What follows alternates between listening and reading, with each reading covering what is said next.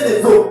Est-ce que Jésus était brigand? Est-ce que Jésus était tourmesse? Est-ce que si tu vois en écrit que Jésus était brigand, tu vas dire oui, là moi aussi je dois être brigand. Si tu vois en écrit que Jésus vivait dans la fornication, tu vas dire moi aussi je dois commencer à vivre dans la fornication. Mais si tu n'as pas vu, si la Bible condamne, mon frère, ma sœur, tu dois t'arranger. Tu dois t'arranger de vivre comme la parole te demande. Alléluia. C'est comme ça, bien le Seigneur.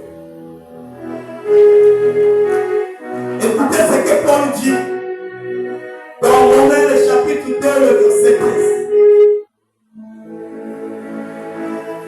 Romains le chapitre 2, le verset 13. L'apôtre Paul dit, ce ne sont pas ceux qui écoutent la loi qui sont justes devant Dieu.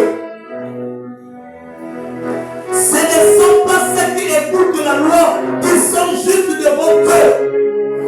Mais ce sont ceux qui la mettent en pratique qui seront justifiés.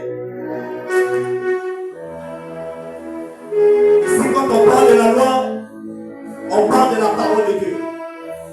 On parle de l'évangile. Paul a dit, ce ne sont pas ceux qui écoutent la parole qui sont justes devant Dieu. Ce n'est pas le fait que vous êtes nombreux ici. Ce n'est pas le fait que vous m'écoutez. Ce n'est pas le fait que moi je vous prêche, que je suis juste devant Dieu.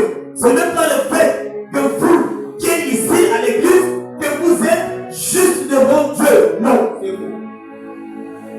Ça peut arriver si Jésus descend aujourd'hui, peut-être seulement 2 personnes dans la salle qui vont monter. Ça peut être possible. Alléluia.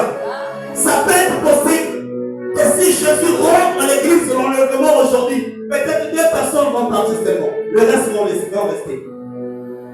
C'est là où Paul est en train d'enseigner le peuple de Rome. Il dit, ce ne sont pas ceux qui écoutent la loi qui sont justifiés devant Dieu. Non.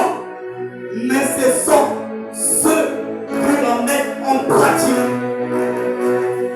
Ceux qui mettent la parole de Dieu en pratique, ce sont ceux-là qui sont justifiés devant Dieu. Donc un païen